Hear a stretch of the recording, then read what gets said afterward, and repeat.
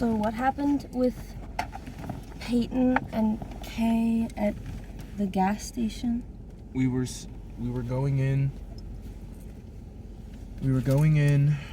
You guys were using the bathroom, and before we walked in, I saw the man in the vest that worked there. That was. Remember when we were working eating? at the Verizon place? No. Or he was working at the Sbarro? No, neither. He was the man in the vest that was sitting. Like when we were sitting in that booth watching her sleep, he was sitting directly in the same row of booths in front of us at the very end, in like the work jacket, like a. Was it the boy that brought her the drink? No, he worked at Dunkin'. This guy worked at Love's. I think I totally dissociated this dude. So can you just continue with this story so we don't get sidetracked? I'll get this going. So there's this dude in the vest. Anyways, we pretty much. I see him, and I've seen him before when he was pretty much just there to, like, traffic her. So how do you know that he was there to traffic her? Just when she was sleeping, When Kay was sleeping. When Kay was sleeping. So like this is back before her friend came down. Yes. While we were just hanging out and watching what was happening in the cafeteria area. Yes. And Kay had come in and gotten on the bench across the room from us and laid down and fell asleep. Mm-hmm. And so like this manager had been eyeing her. And you saw that. He was not a manager, but he worked at Love's. He's a maintenance worker at Love's. Oh. Like, has a bright yellow work vest on, like the reflective vest. I feel like I'm getting flashes of memory, but I can't see his face. He rode around in the golf cart. Oh my god. Yeah. And when she was laying down, I saw him walk in halfway into the food court area where she was sleeping. He looked at her, turned around, walked out, got on his phone. I got up, followed him to the end of the food court, and just watched him. In a way that he could see. Or he could not see. He could not see. I just wanted to see if he was making a call. I was wondering to see if you were making a point. No. You were just collecting information. And I had been making eye contact with this person this whole He already time. saw you were watching him. He already knew. Okay. And what seems to be a very common thing is with the traffickers is when they know they don't like being seen. They don't like being known that they're doing what they're doing. And when you look at them and you hold the eye contact and you stand your ground and make sure they know that you know that, hey, I'm gonna wait this out. I'm sitting here. I see you. Yeah, I see you. You're not just like getting away with this with no one even knowing what your face looks like. And some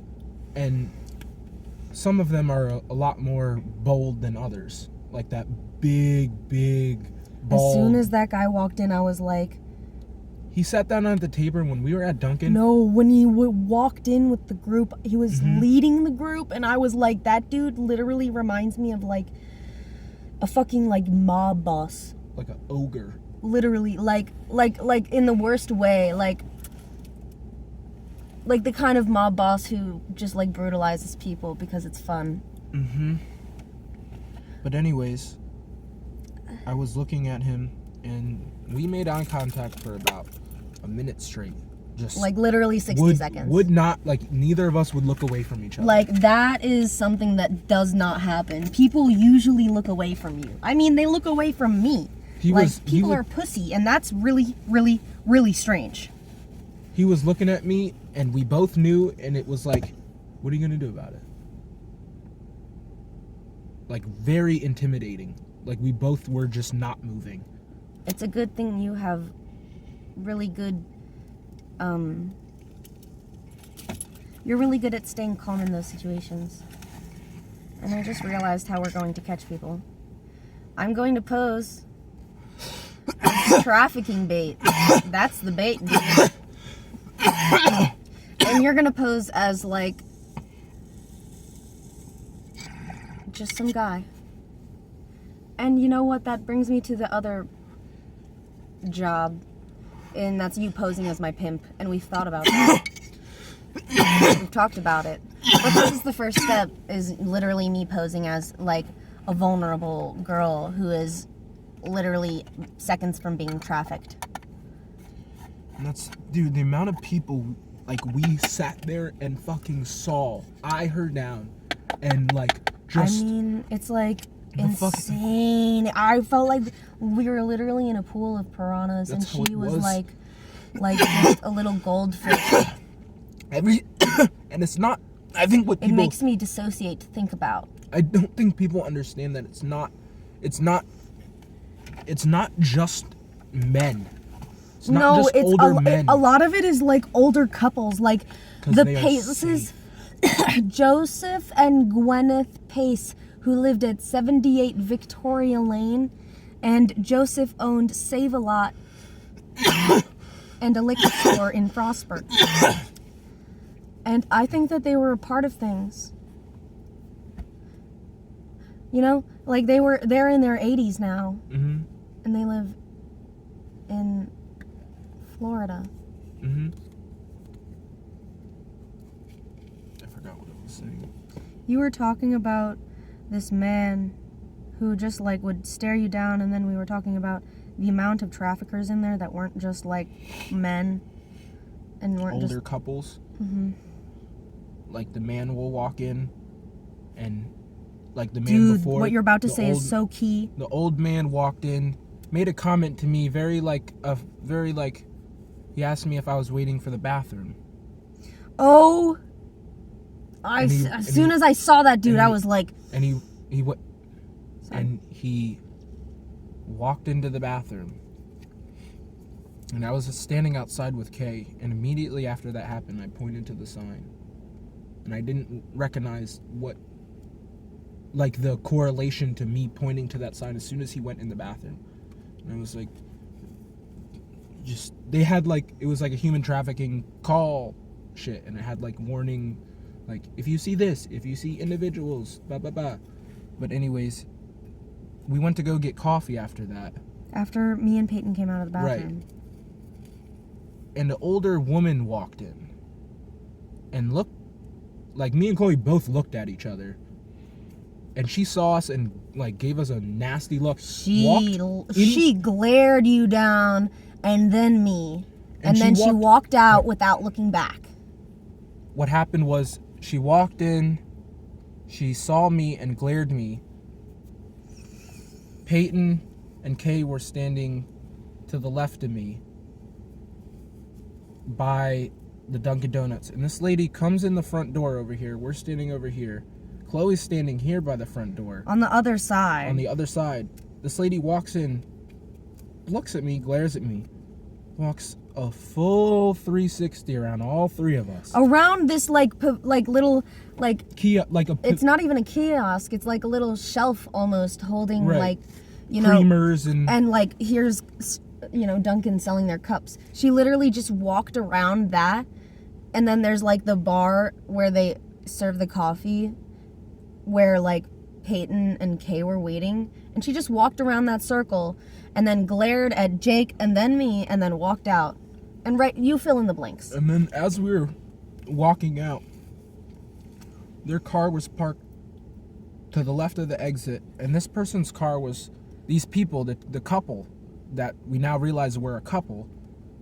We walked out and we saw the woman get into this red sedan, nicer sedan, with the other man who had came to the bathroom and asked me if I was waiting. And we saw them talking and just looking at us. Would not stop. And you know what? I pointed at them and started talking about them to Kay and Peyton. Kay.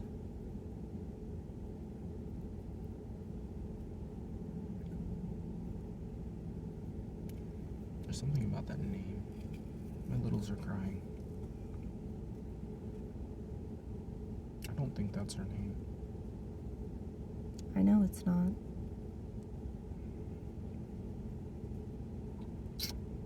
I heard the name Savannah.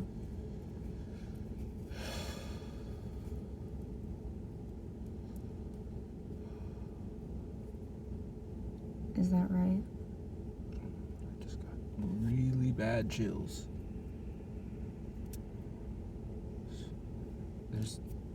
Hold on. It's also your ex's name, though. Yeah. I feel like more than it being my ex's name, I got a very weird feeling that she was definitely traumatized not to know her name for a reason. What did she say her name was? Kayla? Kaya. Kaya? Kaya. No, it was like... Kayla. No? I have her Instagram on my phone.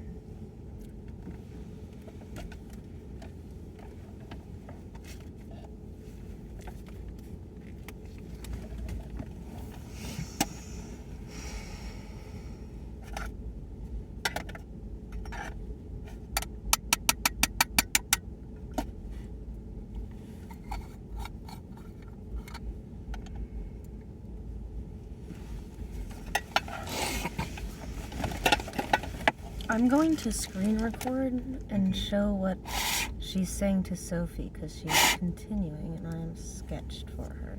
Okay. So you can watch me record this. Okay, yeah.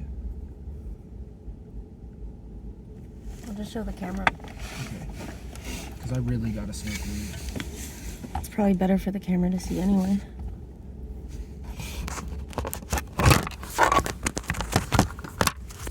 I'll make another video.